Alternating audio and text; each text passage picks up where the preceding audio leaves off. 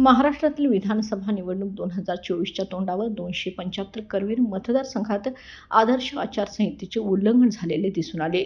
निवडे तालुका गगनबावडा येथील मेघराणी जाधव यांच्याविरुद्ध आचारसंहिता भंगाचा गुन्हा दाखल करण्यात आला आहे. गारवडी येथील सभेत बोलताना जाधव यांनी महिलांना अप्रत्यक्षरित्या धमकीवजा इशारा दिला होता. मतदानात काही इकडं तिकडं झालं तर 1500 रुपये घेतल्याच्या जागी 3000 रुपये वसूल करू, या वक्तव्यामुळे महिलांमध्ये तीव्र नाराजी व्यक्त होत असून या विधानावर आता तीव्र प्रतिक्रिया उमटत आहेत.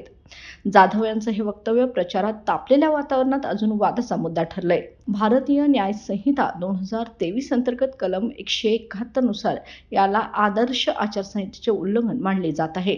त्यांच्या या कृत्याचा तपास करण्याचे आदेश निवडणूक निर्णय अधिकारी उदय पाटील, प्रमुख भरारी पथक क्रमांक 1 तथा कृषी पर्यवेक्षक तालुका कृषी कार्यालय पन्हाळा यांनी दिले. त्यानुसार गगनबावडा पोलीस ठाण्यात दिनांक 14 नोव्हेंबर रोजी मेघराणी जाधव यांच्याविरुद्ध गुन्हा दाखल करण्यात आलाय. या प्रकरणानंतर 275 करवीर विधानसभा मतदारसंघातील सर्व उमेदवारांना आदर्श आचारसंहितेचे काटेकोर पालन करण्याचे आवाहन निवडणूक निर्णय अधिकाऱ्यांनी दिले आहेत.